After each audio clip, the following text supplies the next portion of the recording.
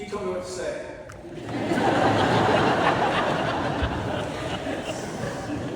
She gave me strict instructions. I have all these notes, but they really don't mean anything. It's kind of a fake deal. Because Martha was very clear. Martha did say it has to be Joyce, and we are here because of her in the celebration of life. I know that there was a calf born this morning. Adam was telling me, the eldest of goes, and he said that there was this brilliant light shining down on this calf.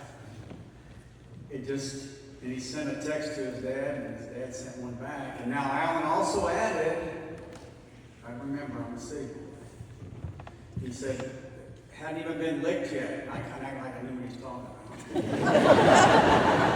I said, isn't that something?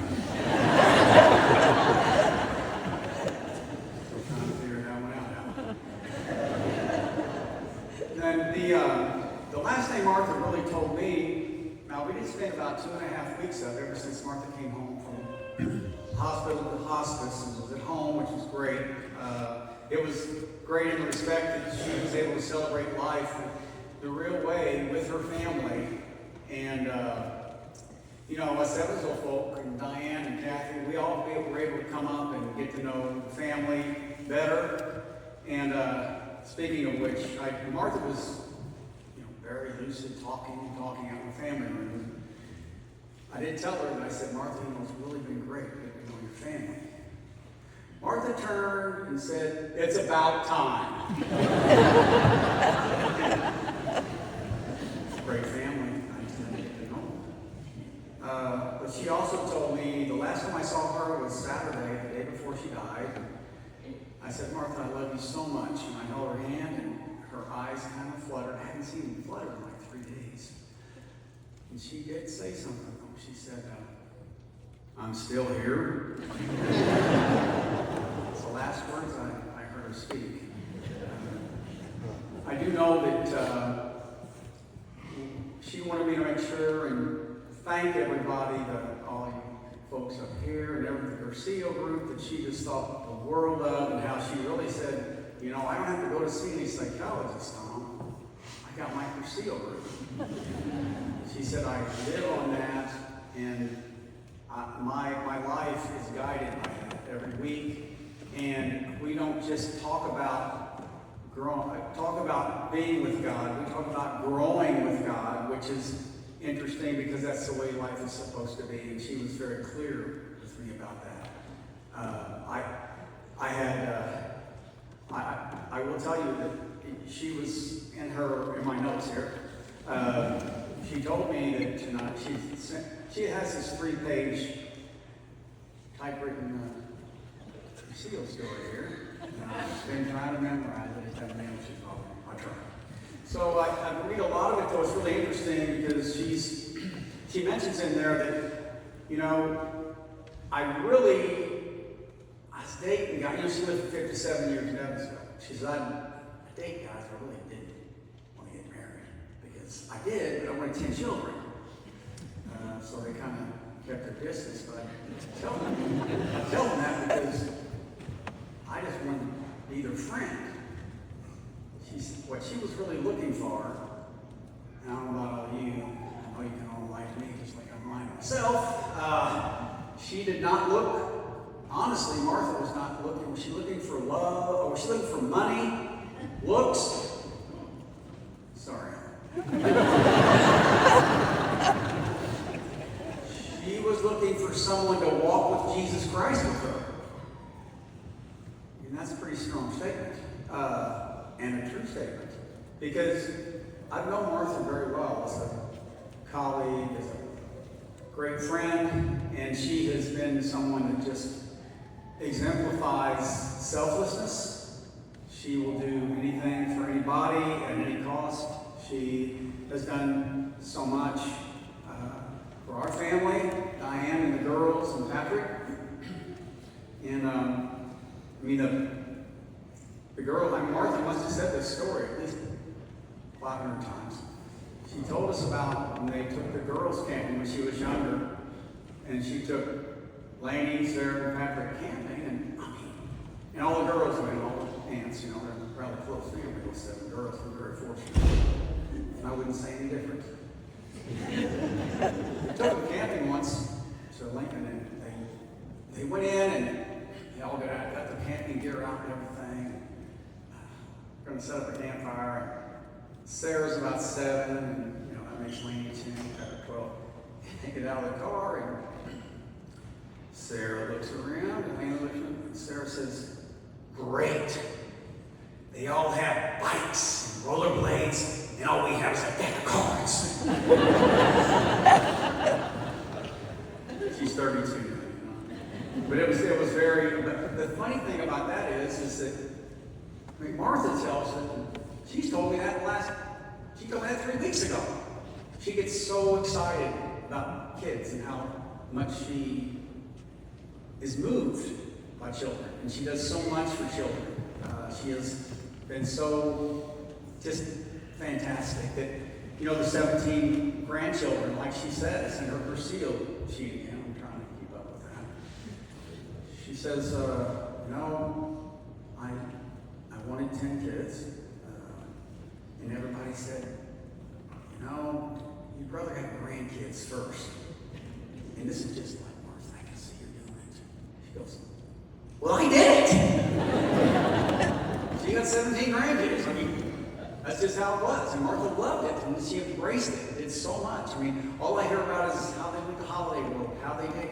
She did all these things with the grandkids, and I thought, man, that's great, Martha. My Lord, she's a great lady. She just did so much that was so good for everybody. And the nature of her and her positivity, she never seemed to be down.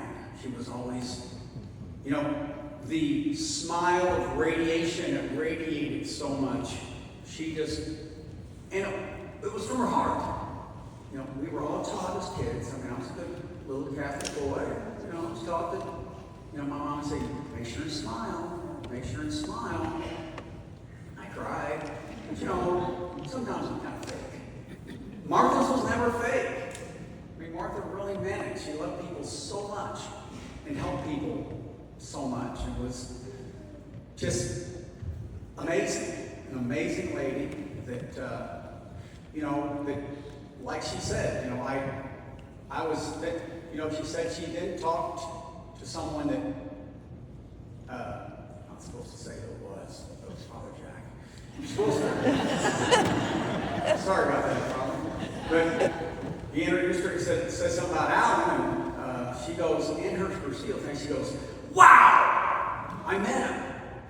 I met someone I could walk with Jesus. And that's why she married Alan, because she could walk with him. It gives you goosebumps that she had such faith in the Lord. So strong. So unbelievably strong. Kathy and Diane, my 2 sisters, my wife actually, sister. My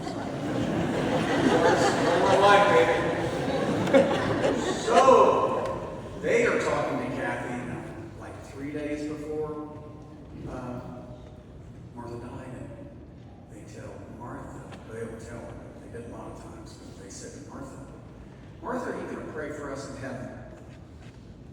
She looks at them and says, yeah, and you sure as hell will need it. That's Martha. I think they're learning too. They're on the front row. But yeah, Martha, to me, she gives us all hope, and just her, God, the reading, and I got a letter from a girl that's now again in her 30s, but I know her last name was Foster, but she sent this letter that was unbelievable. I got in these notes somewhere, I can't find it, but she was so, Martha did so much to mentor people, to make people feel like they were somebody. And this kid was like 18 at the time. So, she's telling her at 30, Martha, you saved everything about me. Martha did that for a lot of people. She's just one of those kind of folks that took care of, basically, everything she could for people. And that's what made Martha, Martha. And I do want to say that outside of the calf being born, I do have to mention this. Patrick and I were playing golf that day, my son. And he chipped in 3 different times from at least 50 feet, which is weird. He said a butterfly landed on the first one, and so I missed. He says, Dad, Martha gets knocked in that ball. Then it happened 2 more times. I'm going, does that ever happen? He says, for God's sake, no. So Martha just had all these reflections, and that was Friday. I mean, it just happened. So it was like, wow. Martha just had so many things that touched everybody, and in some certain way. And all we can do is go forward, make sure and celebrate life like she would, and please remember, I asked Diana before I came up here, my wife, I was going to say, hey, where's this food? And she says, it's right here, Tom. I've been married 42 years. The Birdman Community Center is only 3 miles away. The only thing Alan told me when I showed up yesterday at the visitation, I walked up, looked at see who had given flowers, and, I put my arm around Alan, asked him how he's doing. He looked at me and says, Tom, don't forget to tell him about the food. So I'm telling him about food. Because that's Martha. I mean, my own daughter, things up there talking. I saw her say something about a feast. She cracks a smile. She's a little nervous coming up here. But when she cracks a smile, I'm going, that'll be nicer. Because that's Martha. That's who she is. She loves feasts. And she fed everybody. And I think I heard Brother Timar say, he's so correct. She just didn't have a feast for everybody. It was bringing in, everybody had fun. It wasn't just a bunch of stuff out there. And that's so true. She was so good at that.